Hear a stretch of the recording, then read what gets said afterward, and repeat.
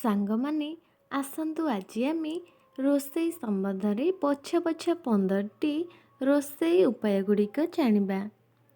Number 1, କମଳା juice ବନେଇବା ସମୟରେ ଧ୍ୟାନ ଦେବେ ଯେମିତି ମଞ୍ଜି ଜୁସ୍ରେ ନ ରହେ।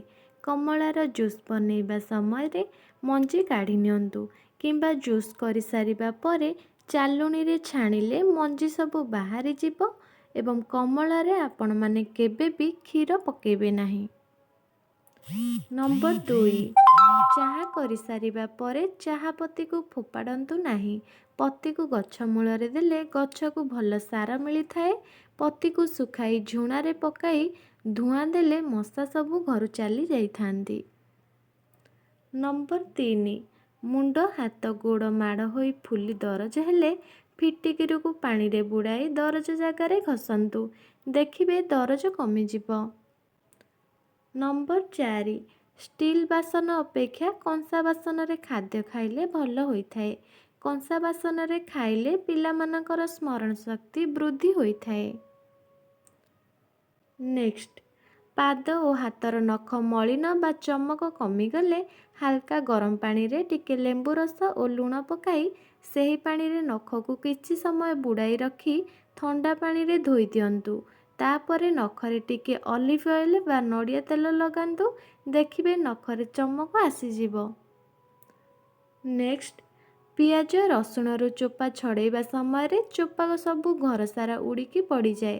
ଚୋପା ନ ଉଡ଼ିବା ପାଇଁ ପାଣି ପାତ୍ରରେ ପିଆଜ ଓ ରସୁଣ ଚୋପାକୁ ପକାନ୍ତୁ, ଦେଖିବେ ଚୋପା ଆଉ ଘର ସାରା ଉଡ଼ି ଅସନା ହେବ ନାହିଁ। ନେକ୍ସଟ, ବିରି ଚାଉଳ ବା କିଛି ଅଠା ଜାତୀୟ ଜିନିଷ ଗ୍ରାଇଣ୍ଡିଙ୍ଗ କରିସାରିବା ପରେ ଗ୍ରାଇଣ୍ଡିଙ୍ଗ ଜାରରେ ଅଠା ଲାଗିଯାଏ। ଗ୍ରାଇଣ୍ଡିଙ୍ଗ ଜାରକୁ ଭଲରେ ସଫା କରିବା ପାଇଁ ଗ୍ରାଇଣ୍ଡିଙ୍ଗ କରିସାରିବା ପରେ କିଛି ପାଣି ଦେଇ ପୁଣି 2 ଥର ବୁଲାଇ ଦିଅନ୍ତୁ, ଦେଖିବେ ତାପରେ ଥଣ୍ଡା ପାଣିରେ ଧୋଇ ଦିଅନ୍ତୁ, ଦେଖିବେ ସବୁ ଭଲ ଭାବରେ ସଫା ହୋଇଯିବ।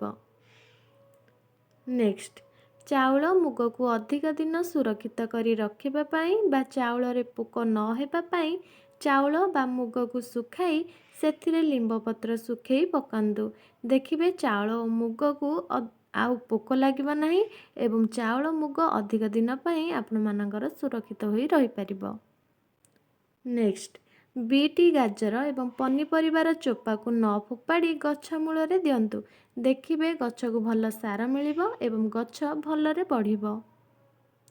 ନେକ୍ସଟ, ଛୋଟ ଆଳୁରେ ବା ଗୋଟା ଆଳୁରେ ଆଳୁଦମ କରିଥିଲେ ଆଳୁକୁ ଚୋପା ଛଡ଼ାଇ ଏକ ଛୋଟ କାଠି ସାହାଯ୍ୟରେ ଆଳୁକୁ ଚାରିପଟ କଣା କରି ଆଳୁଦମ କରନ୍ତୁ। ଏହା କଲେ ଆଳୁଦମରେ ଠିକରେ ମସଲା ଅବଜର୍ଭ କରିବ। ନେକ୍ସଟ, ଅଣ୍ଡା ଆମ୍ଲେଟରେ ଗୋଟା ଜିରା ପକାଇ ଆମ୍ଲେଟ୍ କଲେ ଆମ୍ଲେଟ୍ର ସ୍ୱାଦ ବଢ଼ିଯିବ। ନେକ୍ସଟ, କ୍ଷୀର ବସାଇବା ସମୟରେ କ୍ଷୀର ଉତୁରି ବାହାରି ନ ଯିବା ପାଇଁ ସେଥିରେ ଏକ ଷ୍ଟିଲ୍ ବଡ଼ ଚାମଚ ପକାଇ ରଖନ୍ତୁ, ଆଉ କ୍ଷୀର ଉତୁରିବ ନାହିଁ।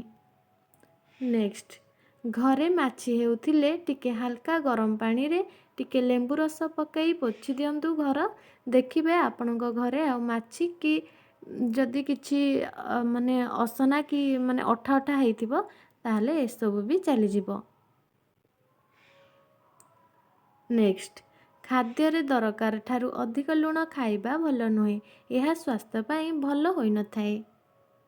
ନେକ୍ସଟ, ପୋକଡ଼ା ହୋଇଯାଇଥିବା ବାଇଗଣକୁ ଭଲ ବାଇଗଣ ପାଖାପାଖି ରଖନ୍ତୁ ନାହିଁ, କାରଣ ଗୋଟେ ମିଳା ବାଇଗଣ କିମ୍ବା ପୋକଡ଼ା ବାଇଗଣ ପାଖରେ ଗୋଟେ ଭଲ ବାଇଗଣକୁ ରଖିବେ ଯଦି ଏହା ବି ନଷ୍ଟ କରିଦେଇଥାଏ, ତ ଭଲ ବାଇଗଣ ସବୁ ପୋକ ଖାଇଯାଇଥାଏ। ଭିଡ଼ିଓ ଭଲ ଲାଗିଥିଲେ ଲାଇକ୍ ସେୟାର ଆଣ୍ଡ କମେଣ୍ଟ କରିଦିଅନ୍ତୁ। ସବସ୍କ୍ରାଇବ୍ କରିବାକୁ ବି ଜମା ବି ଭୁଲନ୍ତୁନି। ଆପଣମାନଙ୍କ ପାଇଁ ଏମିତି ନୂଆ ନୂଆ ଭିଡ଼ିଓ ପୁଣି ଥରେ ନେଇକରି ଆସିବି। ରହୁଛି, ଜୟ ଜଗନ୍ନାଥ।